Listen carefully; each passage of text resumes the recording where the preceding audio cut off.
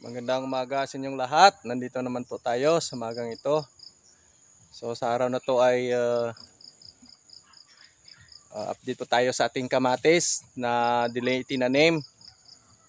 Pero nakita niyo po, no, maganda pa rin yung aming kamatis. Yan po. Yan po, nagdadala na po ng bulaklak.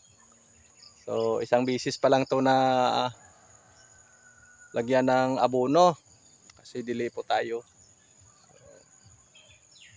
Medyo delay rin yung pagbunga. Pakita ko po, may mga bulaklak na at saka maliit na bukol.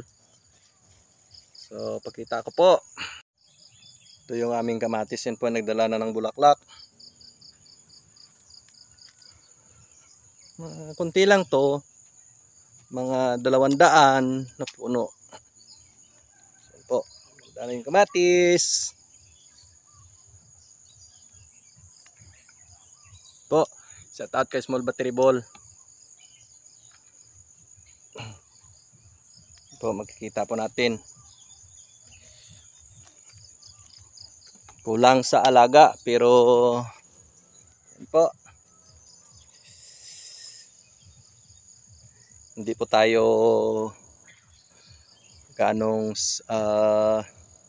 may alam sa kamatis. Basta ito tinanim lang namin. Pero maganda pa rin. Yan po. Nagbunga din. Kahit paano.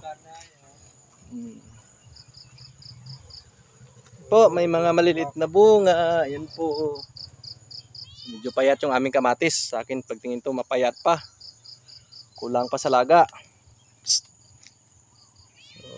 yan lang po sa umagang ito. Kamatis na naman tayo.